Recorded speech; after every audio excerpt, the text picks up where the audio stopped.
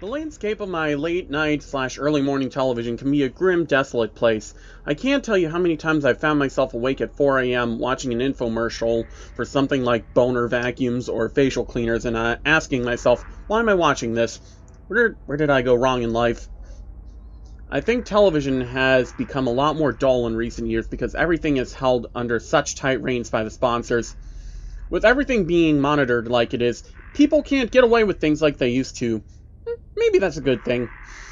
But if one has the spare time and is willing to wade through the crap, there is the occasional kernel of interest to be found. From my experiences, I usually come across these in these public access, international, and religious channels. The show I'm going to talk about now is of the third variety. It was a humble little show by the name of Faith Buddies, a show featuring interactions between children and puppets along with Bible stories and songs. Not terribly well made or ambitious. It was a little more than a second-rate Sesame Street with Bible lessons thrown in. If you've seen things like Junior Christian Science Bible Lesson or Wiser Family Puppets, it's that sort of show, with a similar unnerving feel to it. Much like Sesame Street, except it leaves you feeling mildly uncomfortable. But that's not to say it didn't have its own unique quality to it. Boy, did it ever. It stuck to its basic idea, and unlike JCSBL, it didn't invoke the feeling of everything in the show being the product of one crazy person. There had to be at least 3 different crazy people involved in the production of Faith Buddies. It was definitely a low-budget venture, constrained in both the monetary and creative sense. The thing about the show that caught my attention was the characters and the unique tone that Faith Buddies had. I heard it said that the message itself is less important than the way in which it's conveyed. Faith Buddies seem to have this as one of its core principles. As such, its content was largely the same as other shows of this kind, but it lacked the typical softening to make it more palatable for young audiences. Bible stories were told by means of a narration combined with a slideshow of colored pencil images, which would sometimes display graphic imagery in accordance with the story, like Cain's murder of Abel. They didn't skimp on the blood like most do. People drowning in the story of Noah's Ark. The plagues of Egypt, especially this one. The trials of Job, and the numerous appearances of Satan. Not exactly graphic, but noticeably darker, more serious than other depictions. They didn't censor the words either. If you kept a keen ear, you'd sometimes hear bastard or ass. Always in a biblical context, of course, but it catches your attention. Though I suppose in this current time where 7-year-olds play games like Resident Evil, none of this is all that shocking. So, about the characters. First, there's the main character of sorts, Pinky. Oh man, Pinky, where do I start? Imagine Kermit without his neck frill, with a big lumpy head and colored pink. That's basically Pinky. Also noticeable was his eyes. His pupils were slightly too small and unfocused. Normally this wouldn't be important, except they like to end the show by zooming in on Pinky's face. The character was referred to as a he, but I could never tell whether his voice actor was a man or a woman. Either way, they gave Pinky a bizarre voice, and it didn't help that he often would give his sentences a painfully drawn-out delivery at random. I can only guess that this was done to ensure that the dumb kids get it, as Pinky had a tone bordering on condescending. Pinky was like the alpha puppet, and the show gravitated around him. Whenever one of the kids or the other puppets had a question, they would turn to Pinky for his insight. Though Pinky was typically shown with a Bible and would give verses most of the time, there would be other times when he didn't mention the Bible at all and seemed to be giving answers on a whim. The first thing that caught my attention about the show was that Pinky's character had a distinct lack of warmth or empathy, which only got worse as the show continued. Pinky would give answers, but they would be very blunt and strangely defensive. Questions about hardships were swiftly answered with things like, "Be careful with questions like that," or "Don't question God's ways."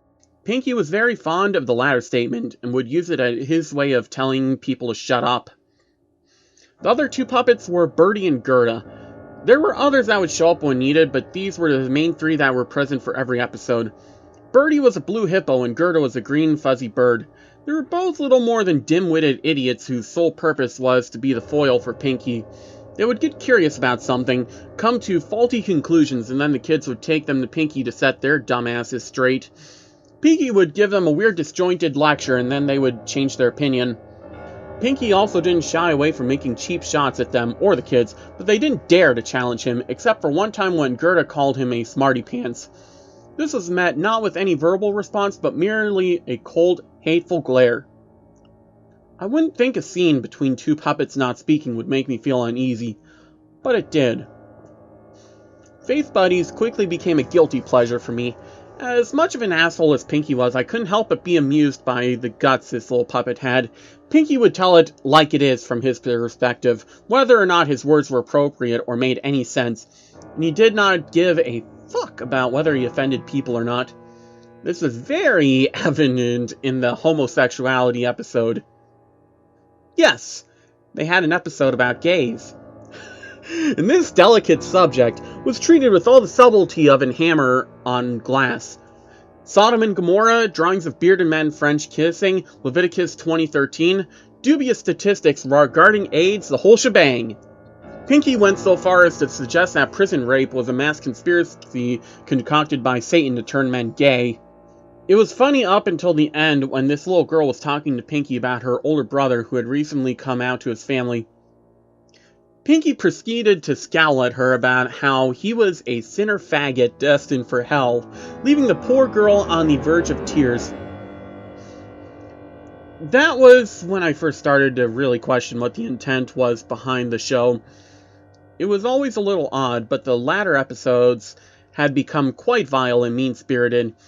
This would culminate in the show's last episode. Along with everything else, even the way the Faith Buddies started an episode was strange. It would feature Pinky asking questions like, "How do you feel about?" blank, before saying, "Today we're going to learn about," followed by a black title card showing a word like guilt or forgiveness in white font.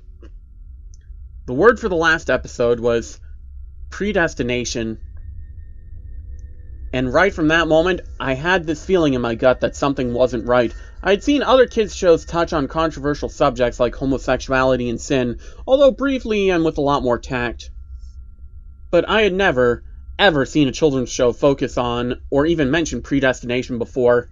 I must admit I was really curious as to where they were going with this. I should have known better. The episode started the same way as any of the others. Birdie mentions an idea he heard called predestination, and talks about it with Gerda and some kids.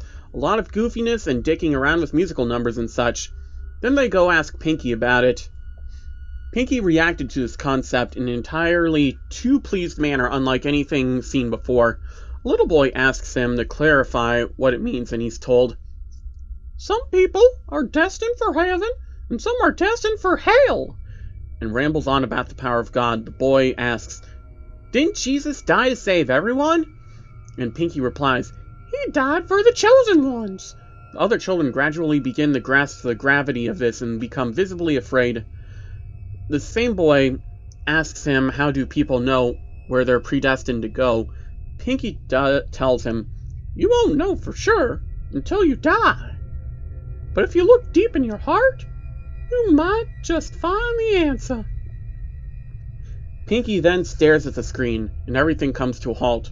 I thought the show was over, until another title card comes up. There is no redemption for the damned. Another slideshow of illustrations appears, but there is no Bible story or moral this time, just a glimpse of what the viewer has in store for them if they're not chosen. A man and woman hugging each other before being burned. People with their feet chained to the ground being eaten by marauding devils whose mouths spans their entire body, with their bodies being ripped from their feet. People being impaled on spiked pillars by flying devils. People in the lake of fire having their bodies burned and regenerated forever. Giant deformed creatures fighting and gouging at each other's eyes. Wait a minute, so did Estes Perkle rip off Sesame Street? The accompanying music is spliced with sounds of screaming and painful cries, with intermittent quips from Pinky such as, "This is the wrath of God," and "It makes me happy to see sinners get what they deserve." This horror is thankfully cut short a few minutes in by yet another abrupt cut. This time the credits have started rolling, but the scene is zoomed out to show the whole set, including lights, cameras, and microphones. The kids and puppets are nowhere to be seen. A man in a black hood enters the room and proceeds to douse everything in gasoline before setting it aflame. The cameraman follows him out, and the last scene shows the black hooded man and the cameraman laughing as they toss all the puppets used in the show into a furnace, with the final shot being a close-up of the burning Pinky puppet. It hasn't been that long since I last saw the episode, but I've yet to find any answers as to what the intent of this show really was, or why it ended that way. I had some guesses that it might have been a covert parody all along, or perhaps the show's founders got their funding cut and this was their way of getting back. Or maybe they were just crazy. I don't know.